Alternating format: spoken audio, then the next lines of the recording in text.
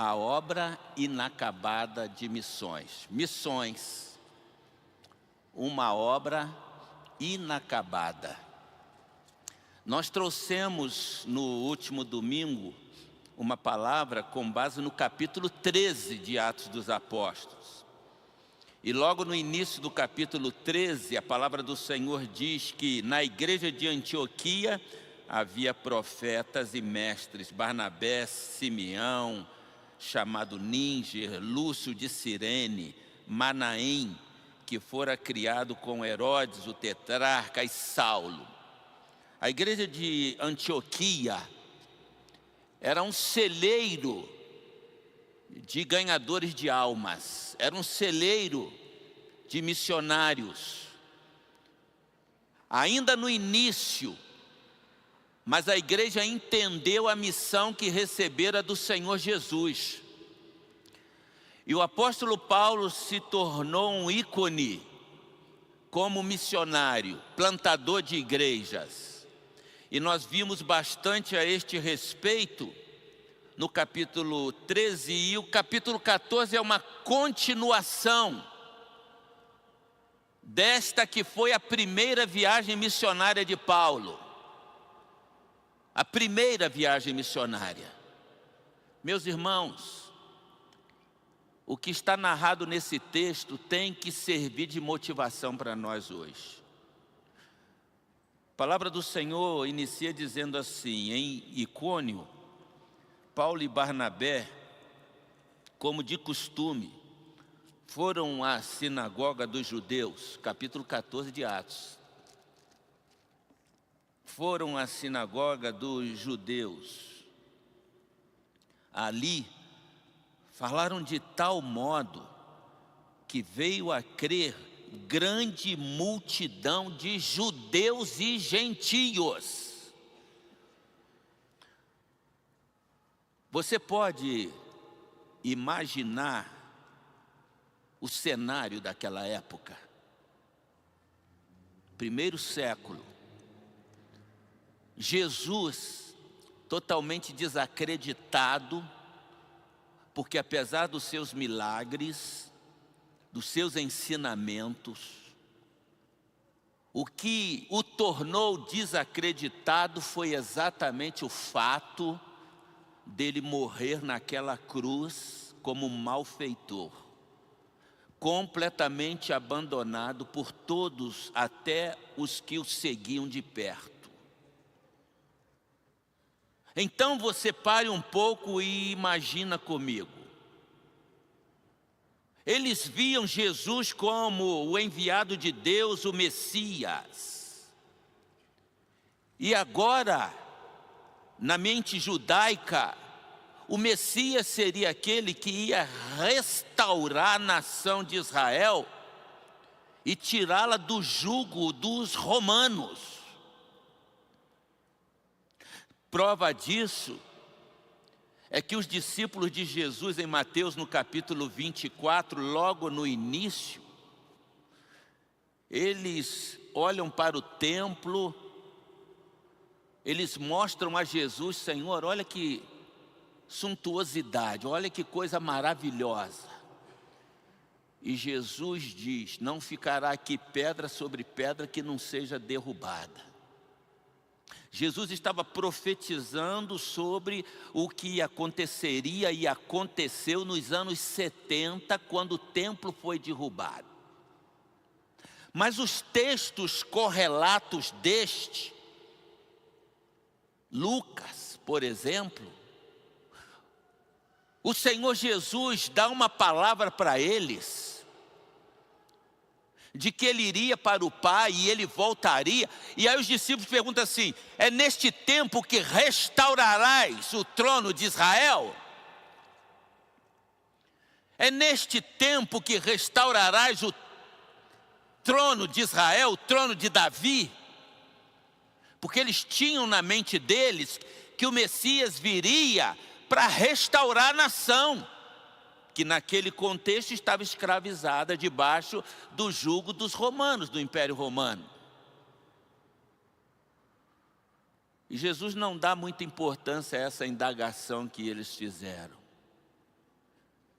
Mas o que eu quero trazer para a tua mente é que o Messias para eles seria o Redentor da nação de Israel.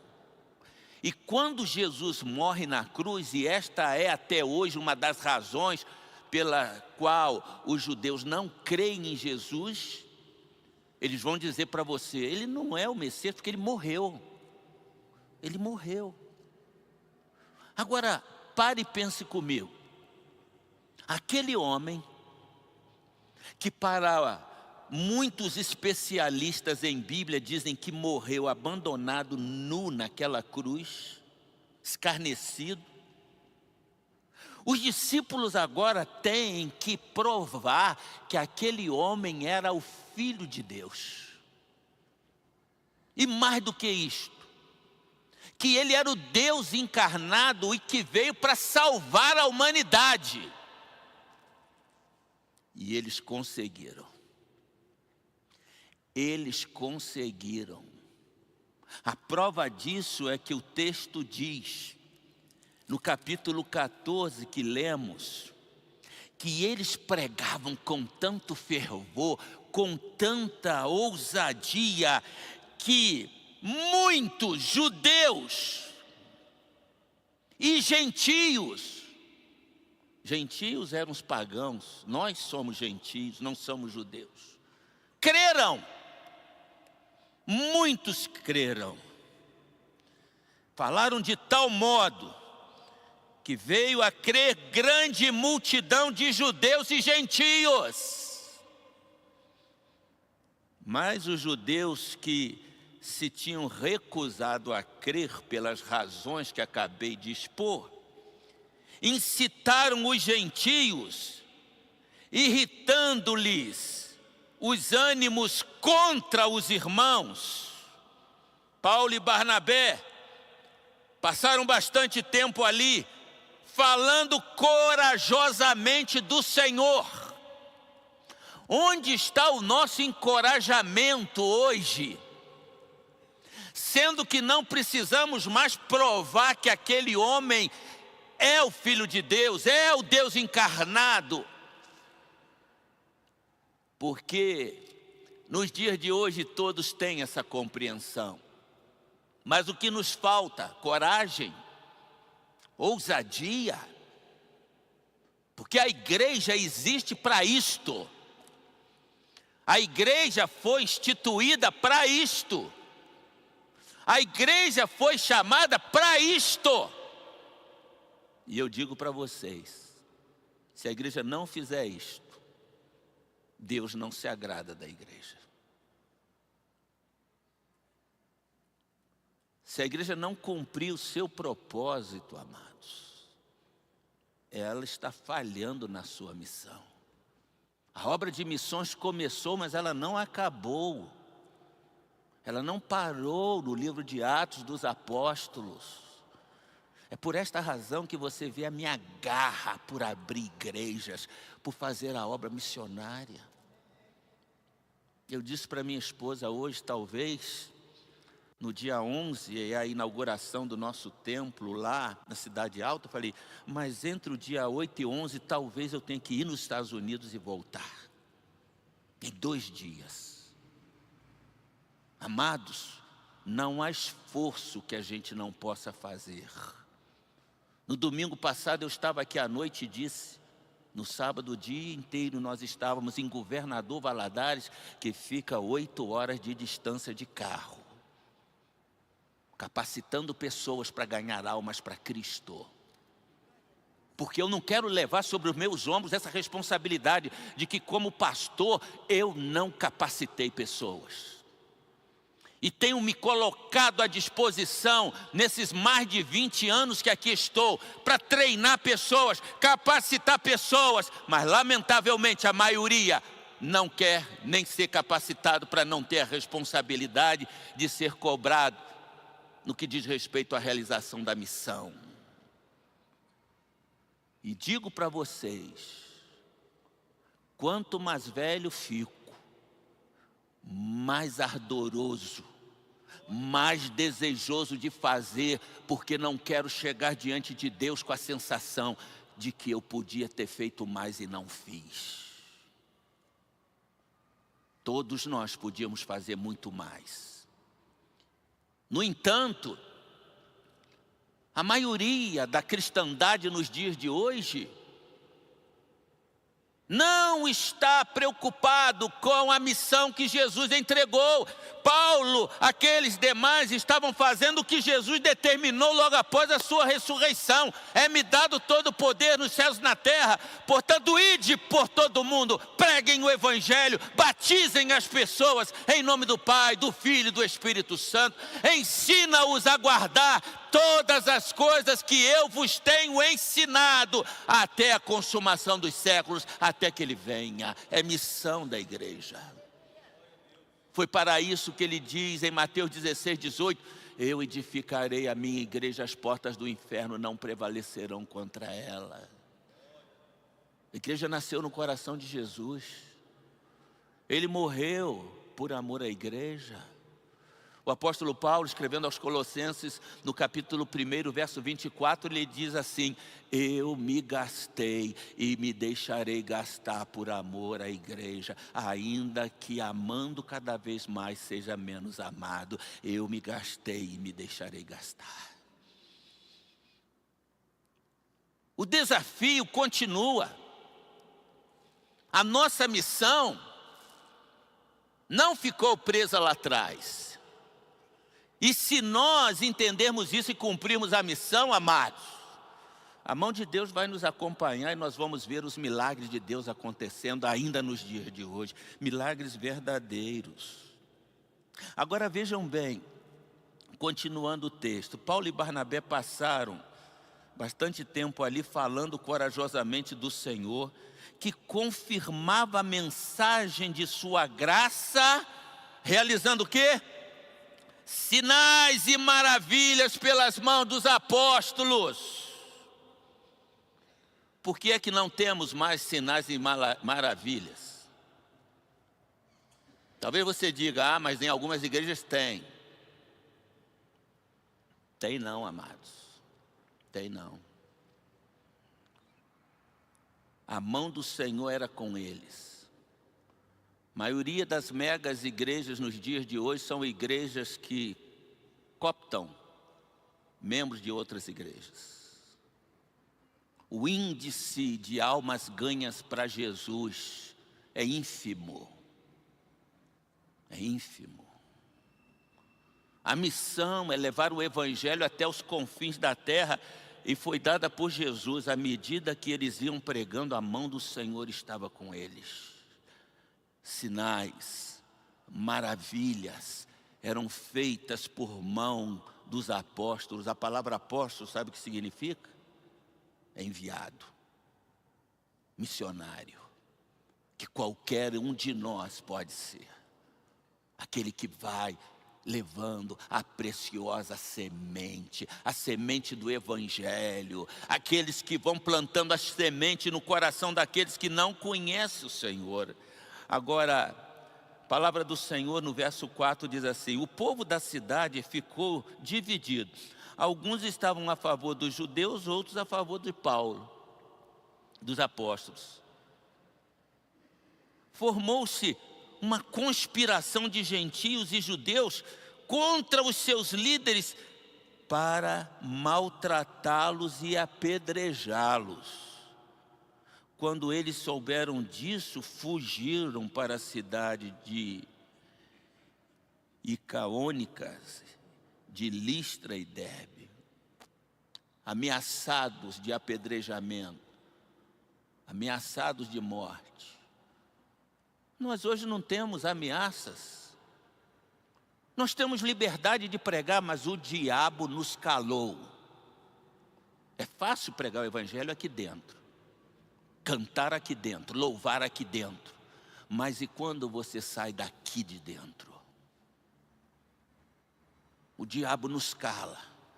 Falamos de várias coisas, mas não testemunhamos de Jesus, com algumas poucas exceções. Por quê? Por quê? É a razão pela qual não vemos a mão de Deus nos acompanhando. A mão de Deus operando, confirmando a pregação do Evangelho com sinais e maravilhas. E aqui no texto nós temos prova disso. Olha a partir do verso 8. Em Listra, havia um homem paralítico dos pés, aleijado desde o nascimento, que vivia ali sentado e nunca tinha andado. Ele ouvira Paulo falar. Quando Paulo olhou diretamente para ele e viu que o homem tinha fé, ele viu que aquele homem estava crendo absolutamente no poder de Deus, porque esta palavra fé aqui diz respeito a uma crença que não era natural, era algo sobrenatural. E Paulo olha para aquele homem e vê que ele está cheio de fé no nome de Jesus. E para ser curado, disse em alta voz: levante-se. Paulo estava dando uma ordem aos demônios que o aprisionavam. Paulo estava dizendo: eu os repreendo em nome de Jesus. Levante-se, fique em pé. Com isso, o homem deu um salto e começou a andar. É o poder da palavra do Senhor que está em nós, mas que terá efeito quando nós entendermos que a nossa missão não é nem fazer milagres. Os milagres eram confirmações por parte do Espírito de Deus. O cerne aqui era a pregação da palavra, e por isso o texto diz que quando Paulo expunha a palavra, ele estava com os olhos fitos no que Paulo dizia. Há poder nesta palavra que eu estou anunciando para vocês. Poder para curar, poder para salvar e poder para nos tirar da inércia. Porque nós não podemos achar que a palavra é só para quem não conhece Jesus, é para nós, porque nós não estamos cumprindo a missão. Fazemos um monte de coisas na igreja que nós mesmos inventamos. Mas você sabia que no passado as igrejas nem cantavam? As igrejas oravam e liam a Bíblia e expunham a palavra. Não tinha recepcionista, não tinha pessoas em várias áreas de ministérios. Tinha discípulos ganhadores de almas perdidas. Hoje nós temos muitas coisas, mas falta-nos discípulos ganhadores de almas, que tenham paixão pelas almas perdidas.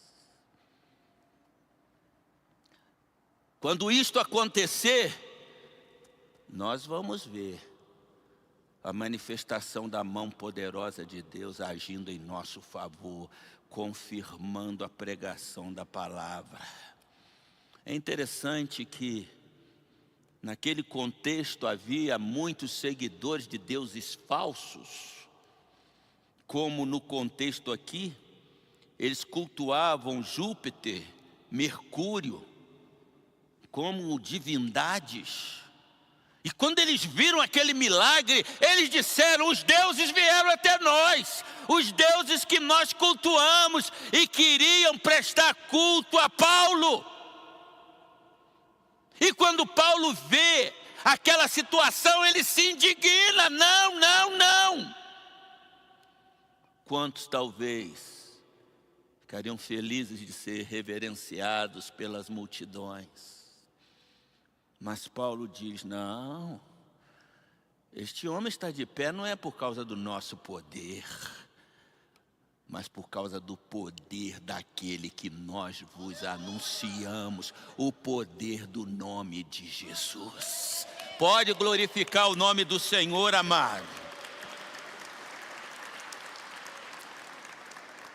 O verso 13 diz: os sacerdotes de Zeus, cujo templo ficava diante da cidade, trouxe bois e coroas e flores à porta da cidade, porque ele e a multidão queriam oferecer-lhe sacrifício.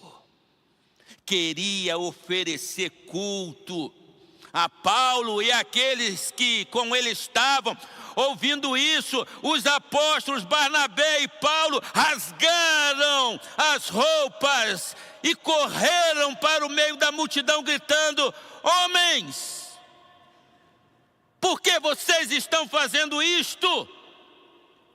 Nós também somos homens como vocês. Paulo está dizendo, nós não somos diferentes.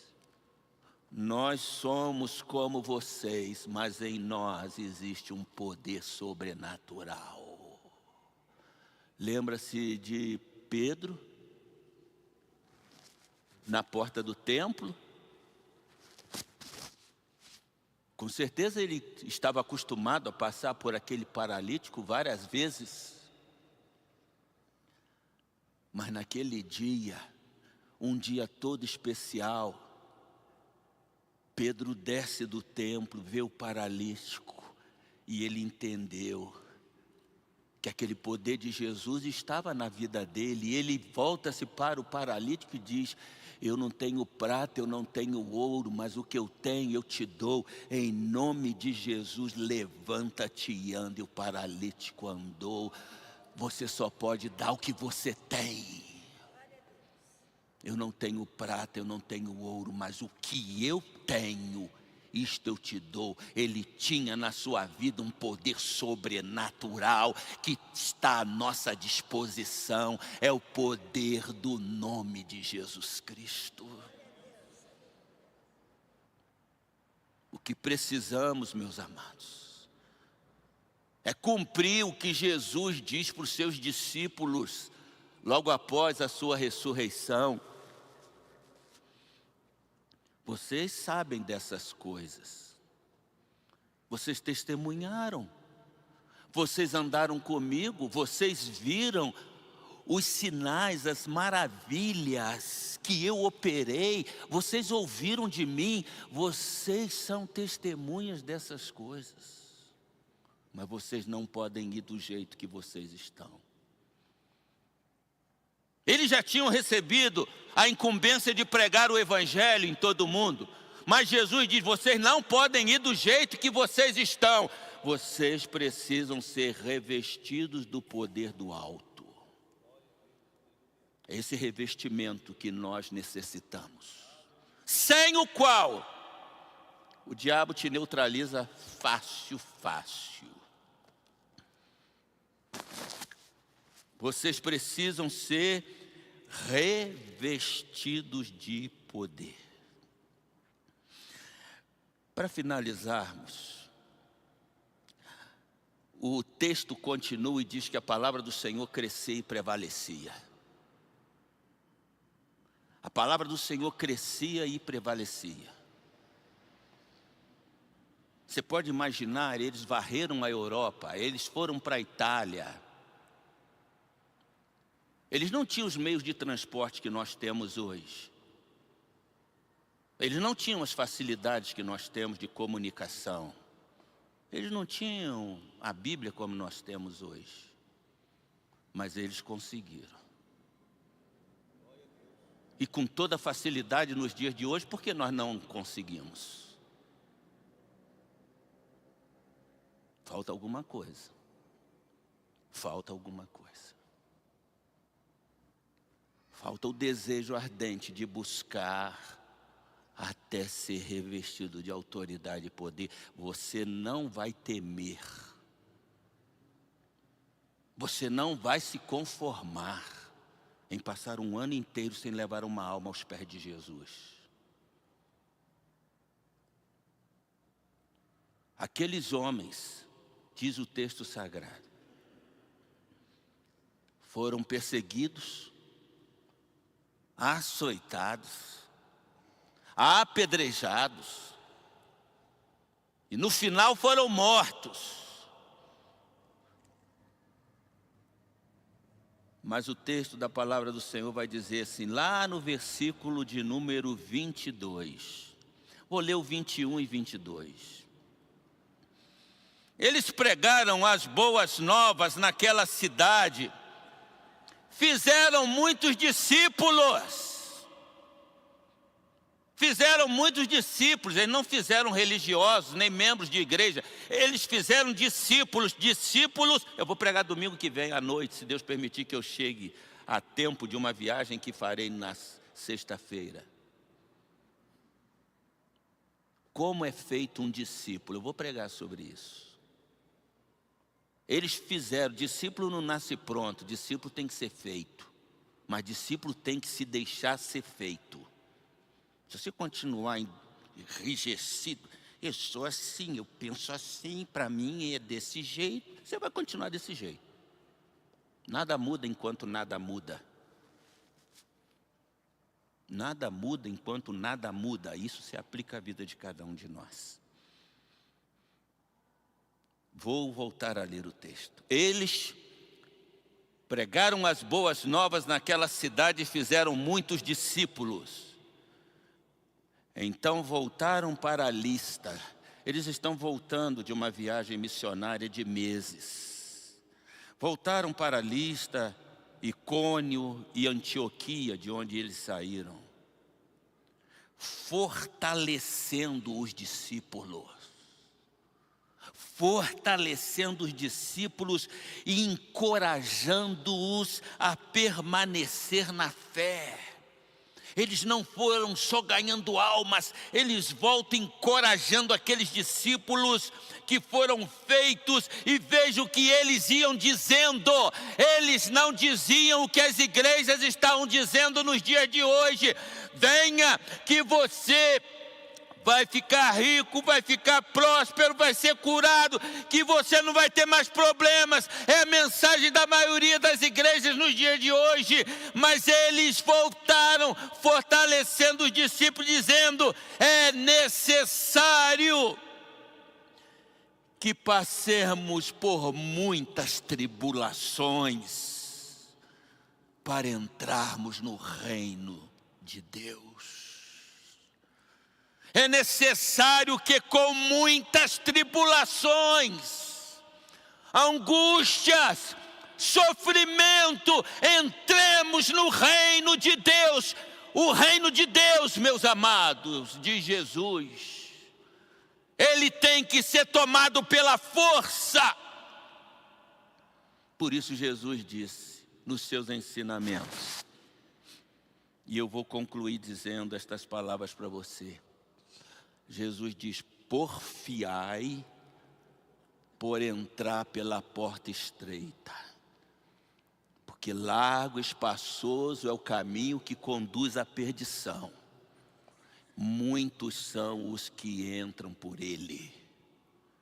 Sabe o que significa o verbo porfiar? Porfiai por entrar pela porta estreita. Ele está dizendo: tem que fazer força. Porfiar é entrar fazendo força. Aqueles que moram na Baixada Fluminense ou aqueles que andam de ônibus sabem o que é na hora do rush entrar dentro do ônibus ou dentro de um trem na Baixada Fluminense. A porta está fechando, mas você está entrando, você está fazendo força. Qual a força que você tem feito para entrar no reino de Deus? Para muitos tem sido muito fácil, mas o caminho fácil não é o que Jesus ensinou. Larga é a porta, espaçoso o caminho que conduz à perdição, e muitos são os que entram por ela. Porfiai por entrar pela porta estreita.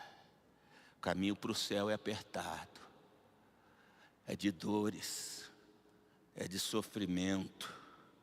É necessário que passemos por muitas tribulações para entrarmos no reino de Deus. Paulo estava preparando aqueles novos discípulos para eles enfrentarem as perseguições, as dores e as angústias. Que Deus nos ajude a entender, amados, que precisamos fazer algum esforço para andar no caminho e para levar pessoas para o caminho, porque o caminho tem nome. O caminho se chama Jesus Cristo. Eu sou o caminho. Eu sou o caminho. Que Deus nos abençoe. Amém. Glorifico o nome do Senhor.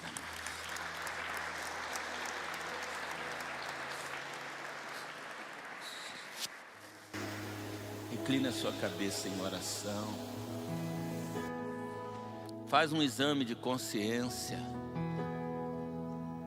Deus nos salvou para salvar gente através de nós. Ainda dá tempo este ano de você fazer um compromisso com o Senhor. Colocar a tua vida à disposição. Pedir a Ele que te revista do poder do alto. Esse poder está à nossa disposição. E só vamos fazer a obra do Senhor revestido da autoridade e do poder do Espírito Santo. Ó Deus, ó Deus, tem misericórdia de nós, tem misericórdia da tua igreja, Senhor. Porque o Senhor nos entregou esta missão e só a igreja tem a mensagem de salvação para a humanidade.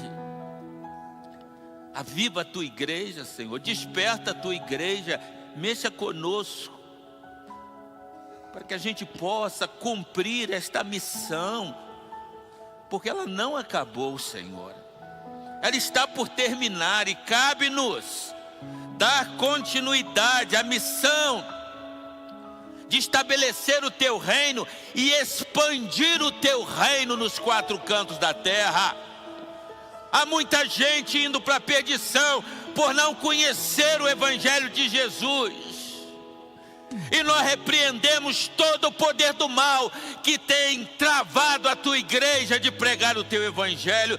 Que caia por terra todo laço do maligno feito no mundo das trevas.